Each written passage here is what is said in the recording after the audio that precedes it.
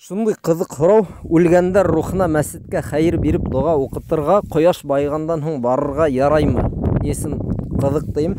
Чөнки әгәр был сорауны бүлә башласак, бернисә өлешкә кызык җаваплар килеп сыгыр иде. Без мусламандар мәсҗидкә кояш байгандан соң да барабыз, караңгы төшкәс тә барабыз.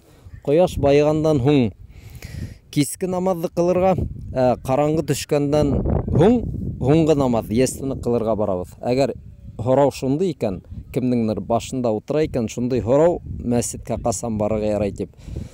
Кояш байганда ла, кояш байгандан соң да барабыз без мәсҗидкә. Икенчедән, ниндидер үлеп калган тугандарыбызга Коръән уку буенча бында без җавап бирдек. Карагыз ошо җаваптарды. Өченчедән, мына кардәшләр, һез бер нәмәне аңлагыз.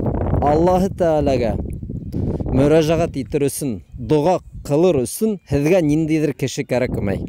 Йетмәһә уга акча биреп, мана минең өчен дуга кылалы. Нигә һез үзегез Аллаһ Тәаләгә нинди телдә теләйсегез, мөрәҗәгать итә аласыз. Бу дуга дип атала. Аллаһ Тәалә бөтә телләрне аңлай. Аллаһ Тәалә ул телләрне үзе яраткан, субханалла. Руссамы сорайсыз, мәсәлән, Аллаһ Тәаләнән, инглизсәме яки бөтенләй башка телдә. Аллаһ Тәалә һезнең ниятегезгә карай бит. Ниндәй телдә һөйләшүегезгә түгел, ул һезнең телегезгә генә түгел, һезнең күңелегездә нимә ята, шуны аңлай. Кыскасы, ошо дуга дигән нәмәне аңламаганлыктан шундый сораулар туа.